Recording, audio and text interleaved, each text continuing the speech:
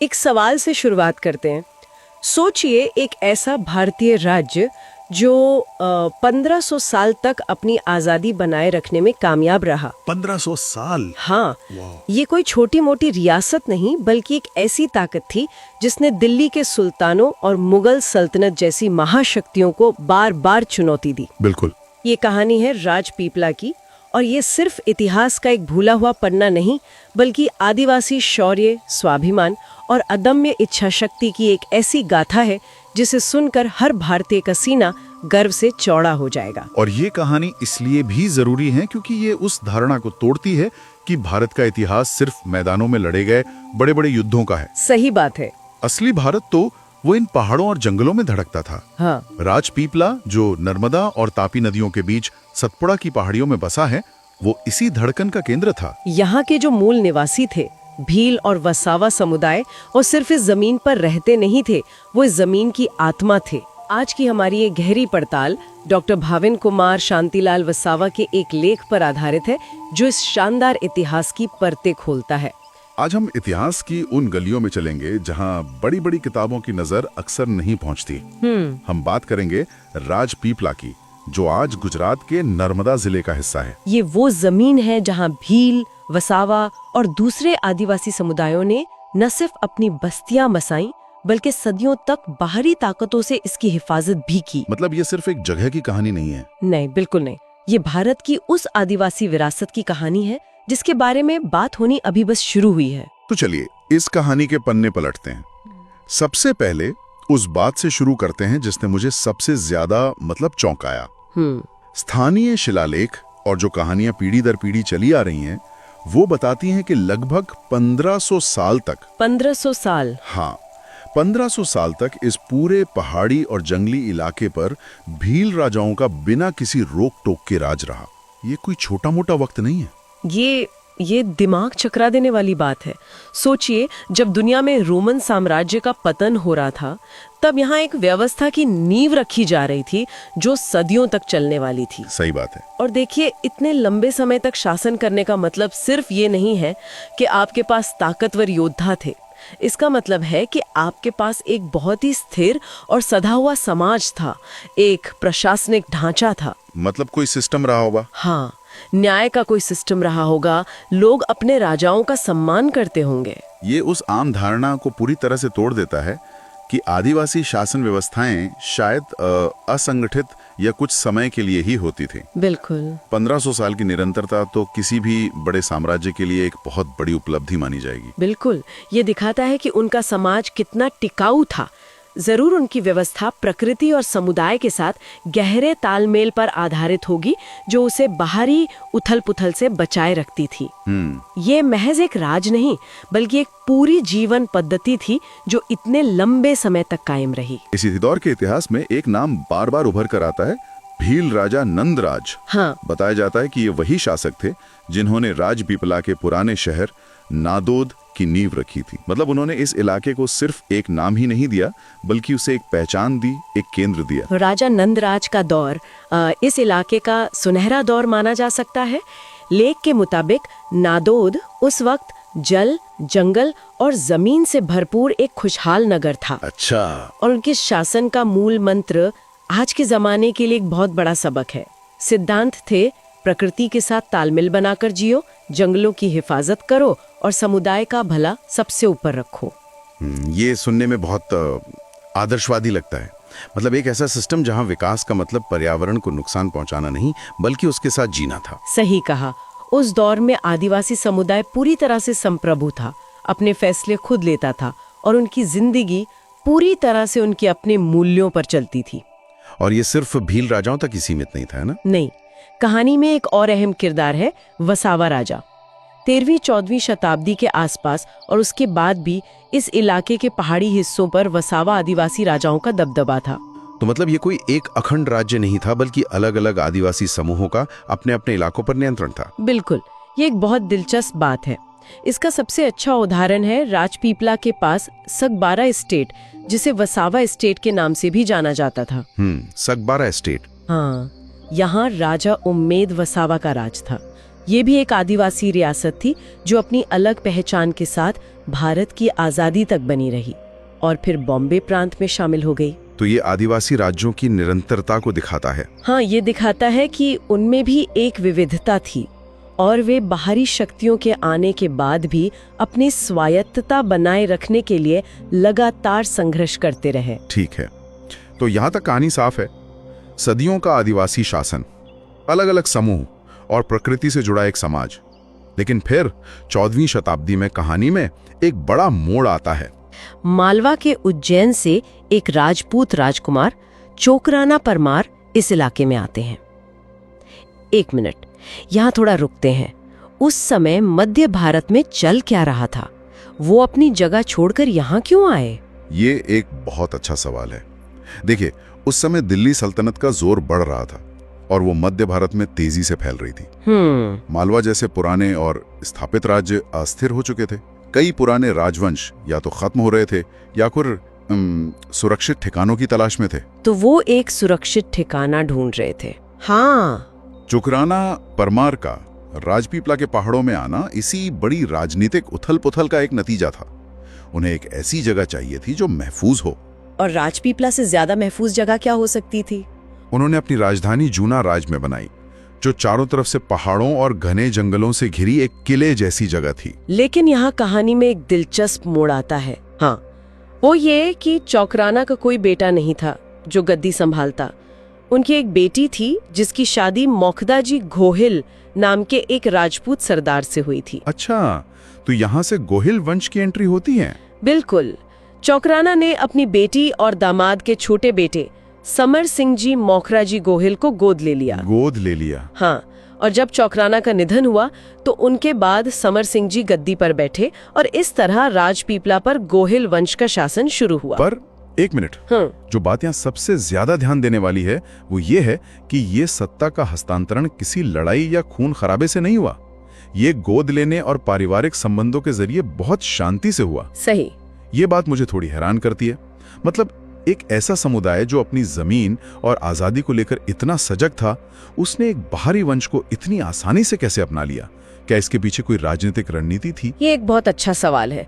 देखिए, स्रोत सीधे तौर पर इसका जवाब नहीं देते, लेकिन हम अंदाजा लगा सकते हैं। क्या हो सकता है कि परमार और गोहिल शासकों ने स्थानीय आदिवासी परंपराओं का सम्मान किया हो। शायद उन्होंने ये समझा हो कि इस इलाके में राज करना है तो यहाँ के मूल निवासियों के साथ मिलकर चलना होगा, उन्हें दुश्मन बनाकर नहीं। मतलब एक तरह का समझौता? हाँ, कह सकते हैं। एक समझौता जहाँ बाहरी शासक को सत्ता मिली और बदले में आदिवासी समुदाय की स्वायत्तता और सम्मान को बनाए रखने का वादा किया गया। और शायद यही समझदारी आगे चलकर उनके बहुत काम आई। बहुत ज्यादा। क्योंकि अब कहानी उस दौर में पहुंचती है जहां सल्तनत और मुगलों जैसी बड़ी ताकतें दस्तक दे रही थी।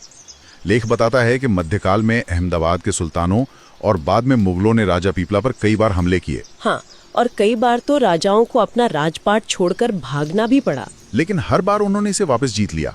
ये कैसे मुमकिन हुआ? और इसे वापस जीतने का तरीका ही इस कहानी का सबसे रोमांचक हिस्सा है। क्या था वो तरीका? वे गुरिल्ला युद्ध का इस्तेमाल करते थे, जिसे हम छापामार लड़ाई भी कहते हैं। जब भी कोई बड़ी सेना हमला करती, राजा पहाड़ों में चले जाते और वहाँ भील योद्धाओं के साथ मिलकर एक गठबंधन बनाते। एक मिनट, ये वही आदिवासी समुदाय हैं जिन्होंने उन्होंने सत्ता से हटाया था? हाँ। और अब वो उनके सबसे बड़े सहयोगी बन गए? बिल्कुल, यही इस कहानी की खूबसूरती है। भील योद्धा अपने इलाके के चप्पे चप्पे से वाकिफ थे। कौन सी पगडंडी कहाँ जाती है, किस पहाड़ी के पीछे छिप सकते हैं, कहाँ से हमला करना सबसे कारगर होगा, ये सब उनकी रगों में था। हाँ बिल्कुल। वे घने जंगलों में भूतों की तरह गायब हो जाते और फिर अचानक हमला करके बड़ी बड़ी सेनाओं में खलबली मचा देते थे। उनके तीर कमान और तेजी से पहाड़ों पर चढ़ने उतरने की काबिलियत उन्हें एक अजेय ताकत बना देती थी। स्रोत में नर्मदा डैम के पास सुल्पानेश्वर सेंचुरी इलाके में हुए एक विद्रोह का भी जिक्र है। हाँ, वो शायद इसी रणनीति का एक बहुत अच्छा उदाहरण है। और ये समझना जरूरी है कि ये लड़ाई सिर्फ किसी राजा की गद्दी बचाने के लिए नहीं थी। बिल्कुल नहीं, ये अपने जल, जंगल, जमीन, अपनी संस्कृति और अपनी जीवन शैली को बचाने की लड़ाई थी। अच्छा। जब भी बाहरी ताकतें उनके संसाधनों पर कब्जा करने की कोशिश करती थीं, तो पूरा समुदाय एक होकर उसका मुकाबला करता था। ये उनकी अपनी पहचान और स्वाभिमान की लड़ाई थी, जिसमें राजा और प्रजा एक साथ खड़े थे। इस गठबंधन की गहराई, इसका एक और सबूत एक बहुत ही अनोखी परंपरा में मिलता है। हाँ, वो टीका वाली परंपरा। वही लेख में है कि जब भी किसी नए राजपूत राजा का राजतिलक होता था तो वो तब तक पूरा नहीं माना जाता था जब तक कि किसी ऊंचे ओहदे वाले भील प्रतिनिधि आकर अपने अंगूठे से उनके माथे पर टीका न लगा दे। ये कमाल की बात है ना? ये सिर्फ कमाल की बात नहीं है, ये उस वक्त के शक्ति संतुलन को दिखाता है।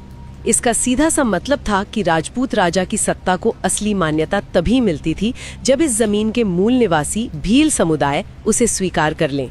मतलब ये सिर्फ एक रस्म नहीं थी। नहीं, ये एक राजनीतिक बयान था। ये दिखाता था कि असली ताकत पहाड़ों में रहने वाले इन समुदायों के पास है और उनके समर्थन के बिना राज चलाना नामुमकिन है। तो ये रिश्ता सिर्फ मजबूरी का नहीं बल्कि आपसी सम्मान पर आधारित था। ये दिखाता है कि सत्ता भले ही राजपूतों के हाथ में चली गई हो, लेकिन जमीन पर असली अधिकार और सत्ता को वैध बनाने की चाबी वो आदिवासियों के पास ही रही। और ये गठबंधन सिर्फ राजपीपला की सीमाओं तक ही सीमित नहीं रहा। सही कहा। बिल्कुल नहीं। और यहाँ कहानी एक और बड़ा मोड़ लेती है जो राजपीपला को भारत के बड़े इतिहास से जोड़ता है। कैसे? लेख में इतिहासकार इंद्र विक्रम सिंह की किताब the Gohil Rajput dynasty of Rajpipla का जिक्र है। जी। उसके मुताबिक राजपीपला की सेना ने, जिसमें भील योद्धाओं की एक बड़ी टुकड़ी शामिल थी, हाँ? उन्होंने महाराणा प्रताप की तरफ से हल्दी घाटी की मशहूर लड़ाई में हिस्सा लिया था। एक मिनट, हल्दी घाटी 1576 में? हाँ, 1576 में अकबर की मुगल सेना के खिलाफ। मतलब गुजरात की पहाड़ियों का एक छोटा सा राज्य मेवाड़ जाकर महाराणा प्रताप के साथ मुगलों से लड़ रहा था। ये तो पूरी तरह से परिदृश्य बदल देता है ना। ये कोई स्थानीय लड़ाई नहीं थी, ये तो राष्ट्रीय स्तर की राजनीति में उनकी सीधी भागीदारी थी। ठीक यही बात है। हल्दी घाटी की लड़ाई में भील योद्धाओं ने वही किया जिसमें वो माहिर थे, गुरिल्ला युद्ध। जब मुगल सेना राजपूतों से आमने सामने लड़ रही थी तब भील योद्धाओं ने पहाड़ों से उन पर हमला किया। उन्होंने मुगल सेना की सप्लाई लाइनों को काट दिया, उनके खेमों में अफरा तफरी मचा दी। मतलब पूरी तरह से उन्हें परेशान कर दिया। बिल्कुल। और उनके मन में एक ऐसा अनजाना डर पैदा कर दिया जिसका उनके पास कोई जवाब नहीं था। ये गोहिल भील गठबंधन की ताकत का सबसे बड़ा प्रदर्शन था।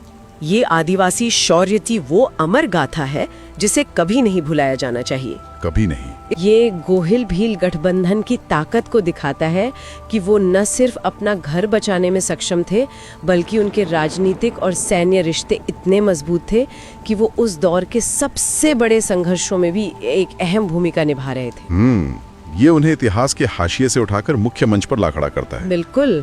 तो ये जो सदियों का संघर्ष सहयोग का दौर था, ये आधुनिक काल तक कैसे पहुंचा? जब अंग्रेजों का प्रभाव बढ़ा और रियासतों का भविष्य बदलने लगा, तब राजपीपला का क्या हुआ? यहाँ भी राजपीपला की कहानी एक सकारात्मक मोड़ लेती है। महाराजा छत्र सिंह जी और खासकर रियासत के आखिरी शासक महाराजा विजय सिंह जी के दौर में रियासत ने तरक्की और सुधार का एक नया अध्याय शुरू किया। अच्छा। उन्होंने शिक्षा, स्वास्थ्य और सड़कों जैसे बुनियादी ढांचे पर बहुत काम किया। तो उन्होंने परंपरा के साथ आधुनिकता को जोड़ने की कोशिश की। हाँ, और वो इसमें काफी हद तक सफल रहे। स्रोत के मुताबिक उनके शासनकाल में रियासत की आमदनी बढ़ी, लेकिन उस पैसे का इस्तेमाल जनता के भलाई के कामों में किया गया। मतलब स्कूल, अस्पताल। हाँ, स्कूल खुले, अस्पताल बने और इन सुधारों का फायदा आदिवासी समुदायों समेत सभी लोगों तक पहुंचा। उनके जीवन स्तर में सुधार हुआ। ये एक बहुत ही अच्छा उदाहरण है कि कैसे एक राज्य अपनी जड़ों को भूले बिना भी वक्त के साथ आगे बढ़ सकता है। और ये विरासत आज भी वहाँ जिंदा है। लेख में जिक्र है कि राजपीपला में आज भी एक संग्रहालय है। हाँ, जो इस पूरे गौरवशाली इतिहास को सहेज कर रखता है। वो संग्रहालय एक तरह से इस पूरी कहानी का जीवंत दस्तावेज है। वो सिर्फ पुरानी चीजों को दिखाने की जगह नहीं है, बल्कि वो आने वाली पीढ़ियों को उनकी जड़ों से, उनकी विरासत से जोड़ने का काम करता है। बाहर रखे पुराने शिलालेख, हथियार, दस्तावेज और आदिवासी कला के नमूने उस शानदार अतीत के गवाह हैं जिसकी आज हम बात कर रहे हैं। ये हमें याद दिलाता है कि इतिहास सिर्फ किताबों में नहीं, बल्कि हमारी जमीन में, हमारी परंपराओं में और हमारे लोगों की यादों में जिंदा रहता है। तो इस पूरी चर्चा का सार क्या है? अगर हम सब कुछ समेटें तो राजपीपला का इतिहास सिर्फ राजाओं और लड़ाइयों की तारीखों का लेखा जोखा नहीं है। नहीं, बिल्कुल नहीं। ये इस बात का एक जीता जागता सबूत है कि कैसे आदिवासी समुदायों ने सदियों तक न सिर्फ अपनी जमीन की रक्षा की, बल्कि एक ऐसी संस्कृति और समाज बनाया जो लचीला भी था और मजबूत भी। भील राजा नंदराज के प्रकृति प्रेम से लेकर वसावा राजाओं की स्वायत्ता तक और फिर गोहिल भील गठबंधन की वो अनूठी मिसाल तक, ये कहानी सिखाती है कि सच्चा सामर्थ्य आपसी सम्मान और सहयोग में ही बसता है। और ये कहानी अपने पीछे एक बहुत बड़ा सवाल छोड़ जाती है। क्या? शौर्य की कितनी और कहानियां हैं जो अभी भी अनकही या अनसुनी रह गई हैं। सही बात है। अगर इन सभी कहानियों को सामने लाया जाए तो क्या अतीत के बारे में हमारी पूरी समझ ही नहीं बदल जाएगी? शायद इतिहास कोई एक सीधी रेखा नहीं है जो दिल्ली और आगरा से होकर गुजरती है, बल्कि ये हजारों छोटी बड़ी धाराओं से मिलकर बनी एक विशाल नदी है जिसकी हर धारा का अपना महत्व है। इस महान विरासत को जानना और इसे दूसरों तक पहुंचाना बहुत जरूरी है। ये इतिहास हमें हमारी जड़ों से जोड़ता है और हमें गर्व करने की एक और वजह देता है। तो अगली बार जब कोई हल्दी घाटी का नाम सुने तो सिर्फ महाराणा प्रताप को नहीं, बल्कि राजपीपला के उन गुमनाम भील योद्धाओं को भी जरूर याद कीजिएगा जिनके तीरों ने इतिहास का रुख मोड़ दिया था। इस कहानी को अपने दोस्तों और परिवार के साथ साझा करें। इस गौरवशाली अतीत को जिंदा रखने में अपना योगदान दें। जय आदिवासी, जय जोहार।